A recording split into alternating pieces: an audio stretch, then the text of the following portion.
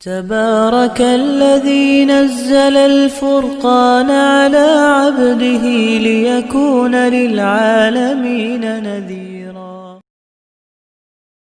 حضرت سلمہ رضی اللہ تعالیٰ عنہ فرماتی ہیں، نبی پاک صلی اللہ تعالیٰ علیہ وسلم نے ارشاد فرمایا، اذا دخل العشر وعنده اضحیۃ یرید ان یضحی فلا یأخذن شعرا ولا یقلمن ظفرا، کہ جب ذوالحجہ کا پہلا عشرہ شروع ہو جائے، ذی الحجہ کا چاند نظر آ جائے، بقرعید کا چاند نظر آ جائے، اور آدمی کے پاس قربانی کا جانور ہو جس کے وہ قربانی کرنا چاہتا ہوں، تو اس آدمی کو چاہیے کہ وہ اپنے بال نہ کاٹے، ناخن نہ کاٹے۔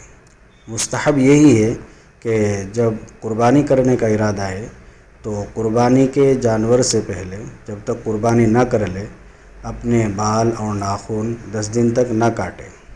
اس سے پہلے ہی اپنے بال کاٹ لے، ناخن کاٹ لے چاند دیکھنے سے پہلے، اور پھر قربانی کے بعد اپنے بال کٹوا لے، ناخن کاٹ لے۔ مستحب یہی ہے، حدیث شریف میں یہی حکم دیا گیا ہے۔